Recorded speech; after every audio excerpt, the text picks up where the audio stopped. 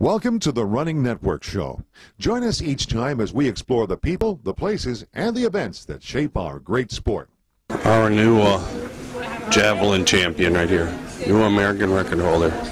Were you conscious, during the last throw, were you knowing what you were doing as you were doing it, and when you let it go, did you know it was big? That's a good question, because today actually I was a little bit, not out of body, but I was like just really trusting my body well, and so after every throw I would kind of think about what I did, and I know that I executed what I've been working on in practice, but it wasn't a conscious thing. It was just, my body kind of took over, like it knew what to do, so I couldn't consciously remember like my crossovers and what they were like, and that's not necessarily a bad thing. You can just know what you're doing.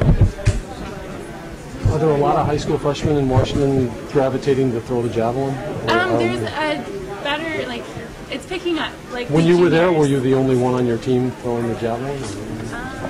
There were a lot better. And actually, I have worked a little bit with Anna Adamko. She threw the javelin junior competition earlier today. And she was out there watching, so it was kind of cool to give her a hug afterward and touch her a little bit. And some of the people in the sport, like Allison Felix, who just won the 100, made a fairly lucrative living at this. Do you? Well, I signed my contract last summer, and living at the training center is such a blessing because there's no rent to pay, there's no bills to pay. You don't have to clean your room, you don't have to pay for food. Like, it's awesome, and I don't pay my coach because USA Champ does that.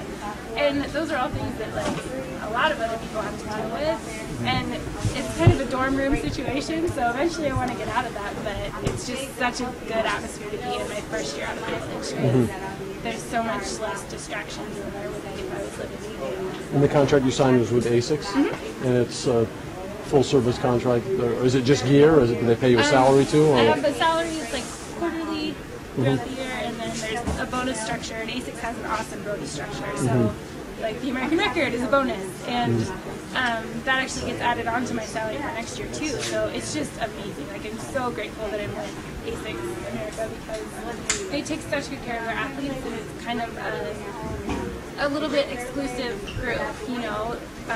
Ben always says quality, not quantity, so like I'm the only one who's javelin over and there's only one high jumper now that you think of as retired.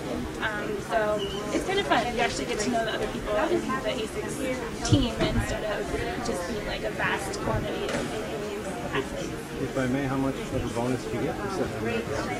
It's $25,000. So a sprinter might get a lot more, but I'm happy about it. And the training center is in Indianapolis? It's actually in San Diego, California. Oh, San Diego. How many times did you break it? Today, just once. It was 64-19 before, and Kim Kreiner already texted me and gave me a good job, so I really respect her as a thrower, and it's good to know that she's supporting me. But I know she'll be back stronger and better than ever.